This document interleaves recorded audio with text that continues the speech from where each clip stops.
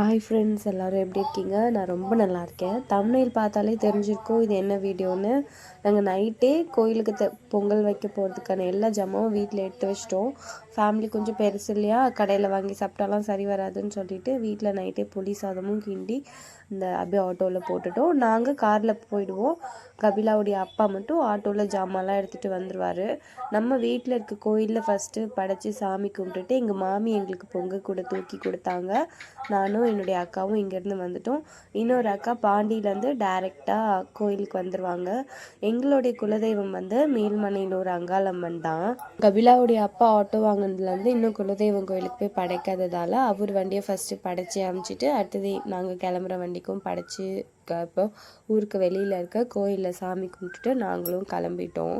அங்கே கிளம்பணும்னு பிளான் பண்ணது என்னமோ 7 மணிக்கு தான். ஏன்னா ஆடி மாதம் இல்லையா, கூட்டம் சொல்லவே தேவையில்ல, பயங்கரமாக இருக்கும் மேல்மலையனூரில். ஆனால் நாங்கள் கிளம்புறதுக்கு 7:30 ஆகிடுச்சு. ஏன்னா எங்கள் அப்பாவும் எங்கள் அண்ணனும் வீட்டிலேருந்து வரணும் இல்லையா, அதனால தாய்மாமா மடியில் தான் உட்கார வச்சு மொட்டை அடிக்கணும்னு சொல்லிட்டு நாங்கள் ஏன் இவ்வளோ ஃபாஸ்ட்டாக போகிறோன்னா கபிலா அப்பா ஓவர்டேக் பண்ணி போகணுன்னு தான். ஒரு வழியாக ஓவர்டேக் பண்ணி போயிட்டோம். போகிற வழி ஃபுல்லாக நல்ல காற்று. காலையிலே கிளம்புறதால வெயில் பெருசாக தெரியல, நல்லா ஜில்லுன்னு இருந்தது போகும்போது. சரி, போகிற வழியிலே விழுப்புரத்தில் ஹஸ்பண்ட் வேலை செய்கிறாரு இல்லையா, அவங்களுக்கு தெரிஞ்ச கடையிலேயே மாலை வாங்கிட்டு போயிடலான்னு தான் போய் பழைய பஸ் ஸ்டாண்ட் வழியில் போயிட்டு மாலை வாங்கிட்டு போயிடலான்னு. என்னதான் இருந்தாலும் ஃபேமிலியாக போகிறது ஒரு ஜாலியாக தான் இருக்கும்ல. நல்லா போகும்போதே நல்லா ஜாலியாக சிரித்து பேசிட்டு நல்லா இருந்தது. சரி, பழைய பஸ் ஸ்டாண்டில் சும்மா நிற்கிறதே ஏதாவது காலையில் யாருமே சாப்பிட்லல்ல, அதனால டீ ஏதாவது குடிக்கலான்னு சொல்லிட்டு இருக்கும்போது சரவணன் பண்ணார், சமோசா டீ எல்லாம் வாங்கி கொடுத்தாரு. நான் சமோசா சாப்பிட்லான்னு வரும்போது இந்த ஆரியாவுக்கு எங்கேருந்து தான் வந்ததோ அவ்வளோ மாத்திரம் என் கையில் இருந்த சமோசாவை பிடிங்கிட்டான். அவன் சாப்பாடை தவிர எல்லாம் சாப்பிட்றான்னா. அதே போல் எங்கள் அண்ணன் இருக்கா பாருங்க, வேணுமே இந்த ஆரியாவை ரொம்பவும் அழகழப்பிட்டான். கொஞ்சம் நேரம் கூட இந்த ஆரியாவை சும்மா விடாமல் எப்போ பாரு அவனை வம்பு இழுத்து அழ வச்சுக்கிட்டே இருந்தான் வர வரைக்கும். எனக்கும் ரொம்ப டென்ஷன் ஆகிடுச்சு. சரி, எங்கள் மாமிலாம் என்ன சொன்னாங்க, அப்புறம் என்னம்மா எப்பயாவது ஒரு டைம் தான் பார்க்குறான் வீடுன்னு சொல்லிட்டாங்க. ஆனால் என்னன்னு தெரியல, அவன் கூட கொஞ்ச நேரம் கழித்து படுத்து தூங்கிட்டான். தனக்கு என்ன நடக்க போகுதுன்னே தெரியாமல் ஒரு ஜீவன் இப்படி வருது நம்ம கூட. அதே மாதிரி நம்ம விழுப்புரம் தாண்டி செஞ்சி ரோடு போகும்போது வழிநெடுக்க ரொம்ப அழகாக மலைகள் நிறையா இருந்தது. நான் ஒவ்வொரு டைமும் மலையை வீடியோ எடுக்கலாம் அப்படின்னு நினைக்கும் போதெல்லாம் குறுக்கு ஏதாவது வண்டி வர்றது, இல்லை மலையை வீடியோ எடுக்க விடாமல் ஏதாவது வீடுகள், கம்பெனிஸ் இந்த மாதிரி வந்துடுது. இந்த கேப்பில் எங்கள் அண்ணன் நீ எந்த மாதிரி சேனல் பேசணும்னு பேசி காட்டு அப்படின்னு சொல்லி எனக்கு கிண்டல் பண்ணிகிட்டே வந்தான். நாங்கள் என்ன தான் விழுப்புரம் போகிறதுக்குள்ளே கபிலா அப்பா ஓவர்டேக் பண்ணி போனாலும் நாங்கள் மாலை வாங்குகிற இடத்துல லேட் பண்ணிட்டோம். அதனால அவர் எங்களை விட சீக்கிரமாக ஓவர்டேக் பண்ணி போகிற வழியில் ஒரு இடத்துல யோக முனீஸ்வரர்னு ஒரு கோயில்கிட்டையும் இருந்து சாமி கும்பிட்டுட்டு போயிடலான்னு சொன்னார். அதனால் அவர் அங்கே போய் வெயிட் பண்ணிகிட்டு இருந்தார். நாங்களும் அங்கே போயிட்டு சாமி கும்பிட்டுட்டு வந்துட்டோம். எங்கள் ஹஸ்பண்டும் எங்கள் மாமி மட்டும் தான் இறங்கி போனாங்க. நாங்களாம் உள்ளே தான் இருந்தோம். சாமி கும்பிட்டு வரதுக்குள்ளே ஆரியாவும் நல்லாவே தூங்கிட்டான் போகிற வழியில். ஏன்னா சரி, இங்கே தூங்கினா தான் கோயிலில் போயிட்டு தம்பி கொஞ்சம் ஃப்ரீயாக இருப்பான், ஏன்னா அங்கே தூங்குறதுக்கு இடம் இருக்காதுன்னு சொல்லிட்டு நாங்களும் விட்டுட்டோம். வீட்டிலேருந்து 1.5 மணி நேரத்தில் போக வேண்டிய கோயிலுக்கு நாங்கள் போகிறதுக்கு 2-2.25 மணி நேரம் ஆயிடுச்சு. இன்னும் கோயில் உள்ளே கூட போகல. கடத்தெரு வழியிலே எவ்வளோ கூட்டம் பாருங்கள். நாங்கள் போகிறதுக்குள்ளே பார்க்கிங் எல்லாம் ஃபுல்லாகிடுச்சு. நாங்கள் வர்றதுக்கு மணி 9:30 ஆயிடுச்சு. வெளியில் காசு கொடுத்து தான் பார்க்கிங்கில் கார் பார்க் பண்ணியிருந்தோம். கபிலா அப்பாவோட வண்டிக்கு மட்டும் நாங்கள் உள்ளே பர்மிஷன் கேட்டுக்கிட்டோம். அந்த மாதிரி உள்ளே போகணும், நாங்கள் சாமி படைக்கணும், வண்டி படைக்கணும்னு சொல்லிட்டு வண்டியில் எல்லா திங்ஸையும் வச்சுட்டு நாங்களும் கபிலா அப்பா ஆட்டோவில் ஏறி நாங்கள் அதில் போயிட்டோம். இந்த வீடியோ யார் எடுத்தாங்கன்னு தான் தெரியல. ஒரு வேளை வீடியோவில் நான் இல்லாததால் நான் கூட எடுத்துருக்கலாம்னு நினைக்கிறேன், ஒழுங்காகவே எடுக்கல. அதுக்கப்புறம் உள்ளே போயிட்டு வண்டியை நிறுத்திட்டு நாங்கள் திங்ஸ் எல்லாம் எடுத்துகிட்டு நாங்கள் பொங்கல் வைக்கிற இடத்துக்கு போயிட்டோம். அங்கே போயிட்டு பொங்கல் வைக்கவும் ஸ்டார்ட் பண்ணிட்டோம். அங்கே அடுப்பு வாடகைக்கு தான் வாங்கிக்கணும். விறகு மிச்சம் எல்லா பொருளுமே நாங்களே எடுத்துகிட்டு போயிட்டோம். அடுப்பு மட்டும் தான் வாடகைக்கு வாங்கிட்டோம். சரின்னு பொங்கல் அக்கா, நான் சொன்னேன் இல்லையா என்னுடைய இன்னொரு அக்கா, அந்த எல்லோ சாரீ கட்டிருக்குறாங்களே, yellow sari and green blouse, அவங்க தான் என்னுடைய இன்னொரு அக்கா. பாண்டிச்சேரியிலேருந்து அவங்க காலையிலே எங்களுக்காக வெயிட் பண்ணிட்டு இருந்தாங்க. நாங்கள் தான் லேட்டு. சரி, பொங்கல் வச்சுட்டே இருங்க, அதுக்குள்ளே போய் தம்பிக்கும் மொட்டை அடிச்சுட்டு வந்துடலாம்ல அப்படின்னு சொன்னாங்க. என்னமோ தெரியல, எனக்கு ஆரியாவுக்கு மொட்டை அடிக்க போகிறாங்கன்னதுமே ரொம்ப சேடாகிடுச்சு. சேடாக மீன்ஸ் அப்படின்றது ஒரு ஹாப்பியான மூமெண்ட் தான், இருந்தாலும் எனக்கு ரொம்ப ஒரு மாதிரி அழுகையாக வந்துடுச்சு மொட்டை அடிக்கிற இடத்துல. இங்கேயே எவ்வளோ கூட்டம் இருக்குது, அப்போ மிச்ச இடத்துல எவ்வளோ கூட்டம் இருக்குன்னு யோசிச்சு பார்த்துக்கோங்க. மூலாஸ்தானம், கோயில் எல்லா இடத்துலையுமே.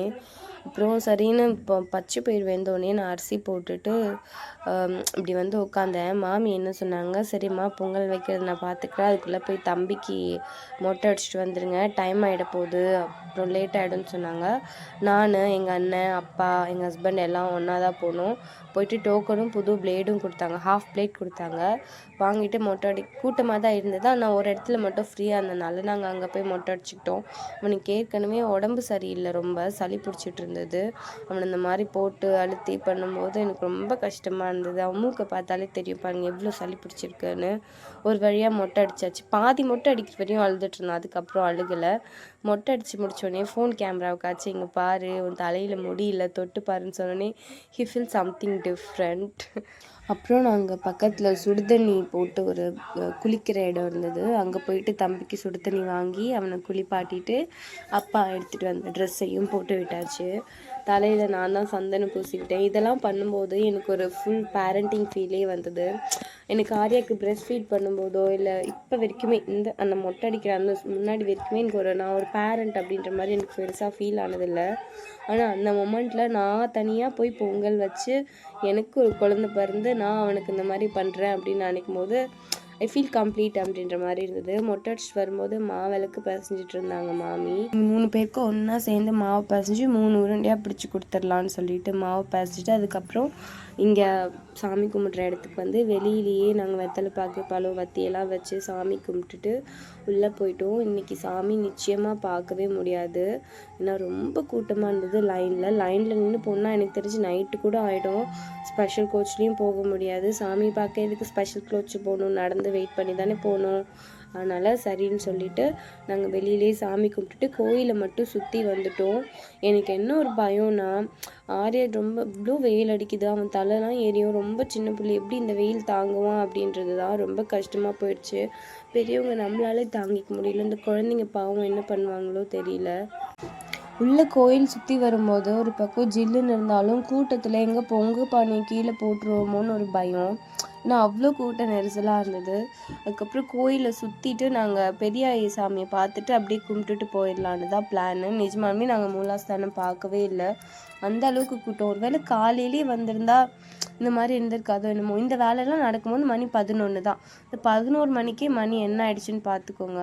கூட்டத்தை உங்களுக்கு பார்த்தாலே தெரியும். கொஞ்சம் இருங்க, கிளிப்ஸ் காட்டுறேன். இந்த மாதிரி கூட்டத்தெல்லாம் பார்க்கும்போது தான் என்ன தோணுது, சாமி அங்கேயே தானே இருக்குது, அது என்ன ஸ்பெஷல் டே, சாமியை பார்க்க வந்தாலே ஸ்பெஷல் டே தான். இதுக்கப்புறம் ஃபேமிலியாக வரோன்னா ரேண்டமான ஒரு டே செலக்ட் பண்ணி டக்குன்னு வந்து அழகாக சாமியை பார்த்துட்டு தேவையானதை பிடிச்சதை சமைச்சு சாப்பிட்டுட்டு அழகாக ஃபேமிலியாக ஜாலியாக இருந்துட்டு போகலாம் அப்படி தான் தோணுது எனக்கு. அப்புறம் நாங்கள் கோயிலை ஃபுல்லாக சுற்றி வந்துட்டு சாமியெல்லாம் கும்பிட்டுட்டு பெரியாயு சாமியும் பார்த்துட்டு அங்கே மயான கொள்ளை சாமி இருக்கும் இல்லையா, சூலம் சொருகி, அங்கேயும் போய் பார்த்துட்டு கடை தெருவு தான் பார்க்க போயிடுவோம். திங்ஸ் எல்லாம் கொண்டு நாங்கள் வண்டியில் வச்சுட்டு வந்துட்டோம், கபிலா அப்பாவுடைய வண்டியில் வச்சுட்டு. சும்மா குழந்தைங்களாம் வந்தாங்கல்ல, அதனால நான், அம்மா, அக்கா, பசங்க எல்லோரும் ஒரு கடைக்கு வந்து கீ செயின், கிளிப்ஸு, கம்மல் அந்த மாதிரி பார்த்து வாங்கிட்டு இருந்தோம். ஆரம்பமே அப்படித்தான் இருக்கும்.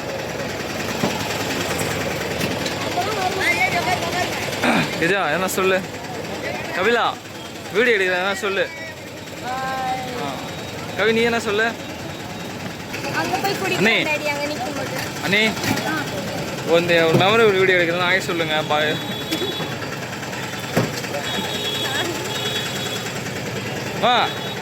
நீ என்ன சொல்லு.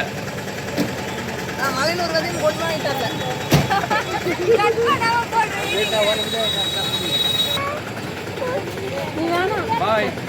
முடிப்பது வீடியோ அவ்வளோதான்.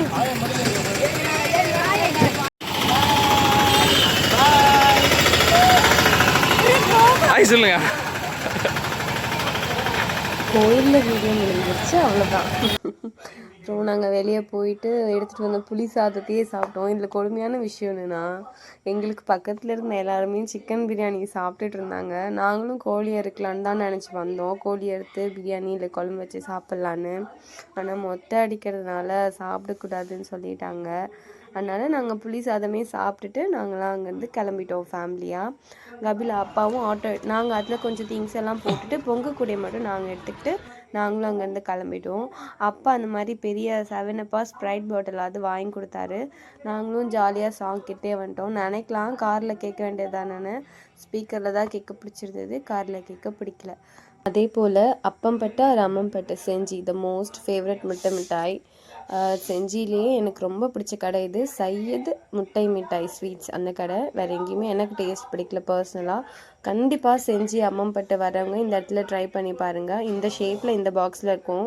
இப்போ ஆட் பண்ணுற இந்த கிளிப்பை பாருங்கள், எப்படி கிளம்புனா எப்படி ஆகிட்டேன் பாருங்கள். நான் மட்டும் இல்லை, எங்கள் மொத்த ஃபேமிலியும் இப்படி தான் ஆகிட்டோம். என்னோடய ஸ்கின்னும் ஹேரும் அவ்வளோ டேமேஜ் ஆகிடுச்சு. இது என்னைக்கு சரியாக போகுதுன்னே தெரியல. செஞ்சு கடையிலேருந்து டைரெக்டாக வீட்டுக்கு தான். அவ்வளோதான், வீடியோ முடிஞ்சிருச்சு. புதுசாக பார்க்குறவங்க சேனலை சப்ஸ்கிரைப் பண்ணிக்கோங்க. வீடியோ பிடிச்சிருந்தா லைக் பண்ணுங்கள், கமெண்ட் பண்ணுங்கள், ஷேர் பண்ணுங்கள்.